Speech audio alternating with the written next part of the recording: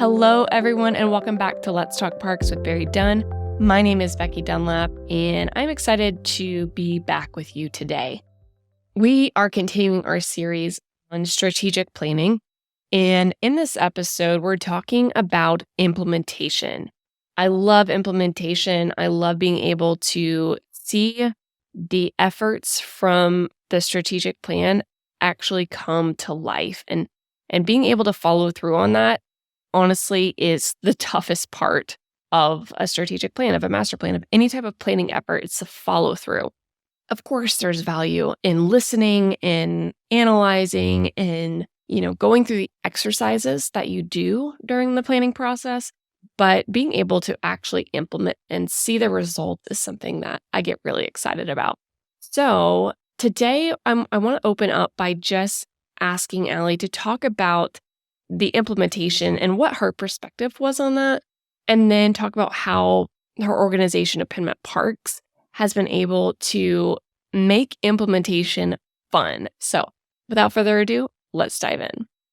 One of the purposes of this strategic plan is to hold ourselves accountable. And I'm confident that PenMet Parks is not alone in being faced with balancing competing priorities, all of which are worthy, and limited resources. So this plan, from an accountability perspective, helps us make those choices. We have these great opportunities, and this plan gives us a moment to slow down and ask ourselves, does this advance our strategic plan or not? And if it doesn't, do we need to look at any adjustments to our plan? So from that perspective, that just very operational perspective, that's one of the purposes of this plan. So the implementation and accountability piece was identified as a priority from the onset.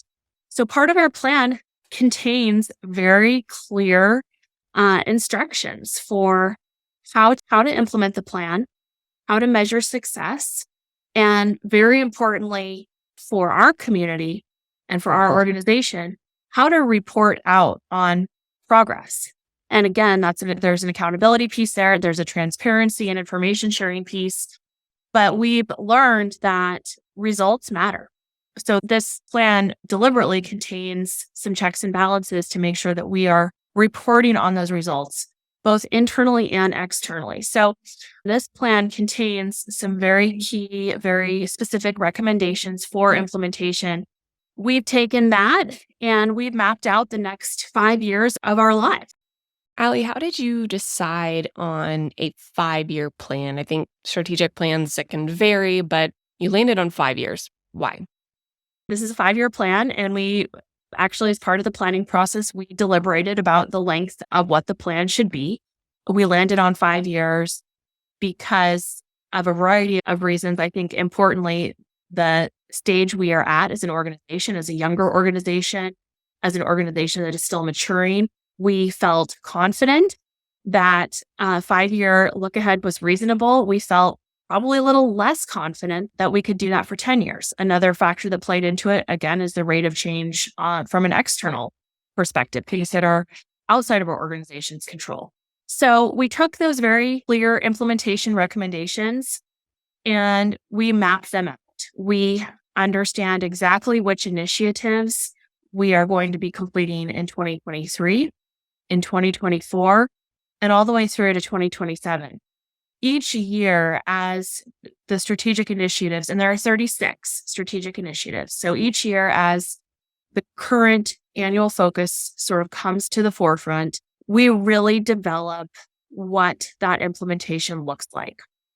It was very important to us that we could dovetail this plan in with our annual work and our annual workload, and that these various plans and studies that PenMet Parks is focused on right now can be assimilated. All of that data can be assimilated and actually executed. So we've taken those 36 strategic initiatives on an annual basis and incorporated them into our annual work plan. And we track that progress in the exact same way that we track our other goals and objectives for each year.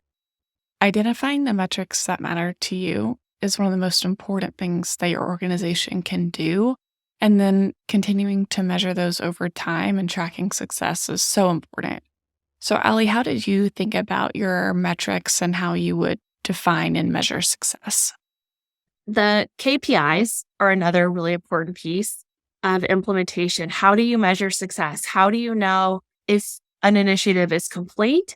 And importantly, did it accomplish what it was intended to accomplish? We fully expect that this plan will be a living document and will be adjusted along the way. And in fact, our implementation has that idea built into it. And so we know we're in year one of our plan right now. We know at the end of this year, our team is going to sit down and talk about what's working really well and what, if anything, needs to be looked at. And that could be literally from the strategy, from the strategic initiatives contained with the plan on down to our procedures for implementation. So it's very much designed to be flexible and fluid, but yet we always come back to the plan. We always come back to the North Star. So we've really worked hard to lay out this implementation with those checks and balances built in so we can report to ourselves, to our board of park commissioners, and importantly, to our community on the result.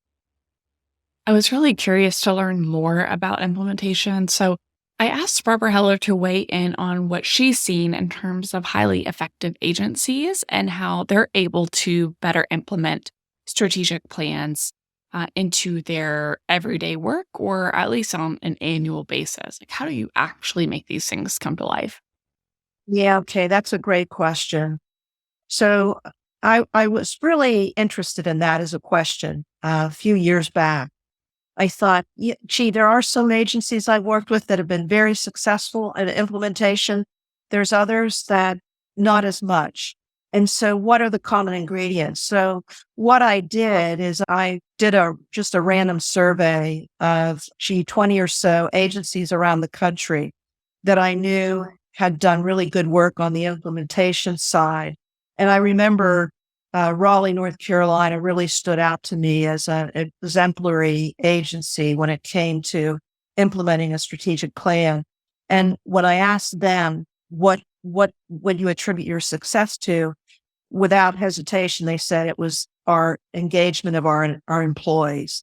So employees were involved and engaged throughout the entire process.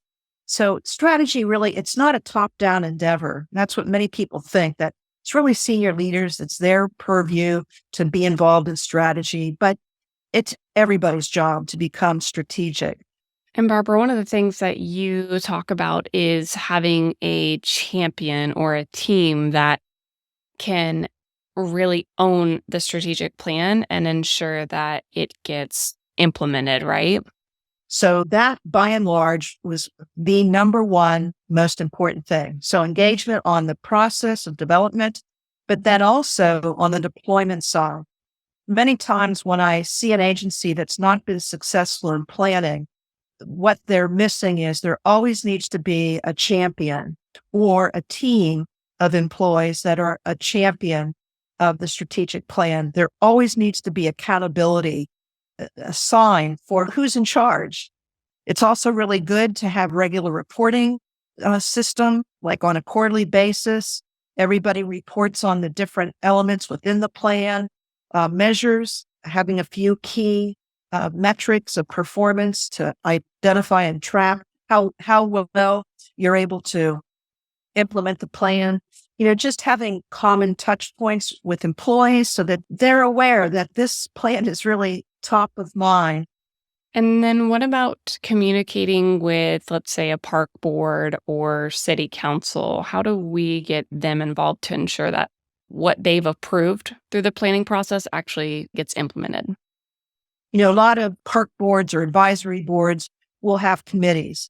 And so it's so rare that I'll ever see one of these boards have a strategic direction committee. It's always much more tactical. It's like recreation programming committee, park maintenance committee, special events committee.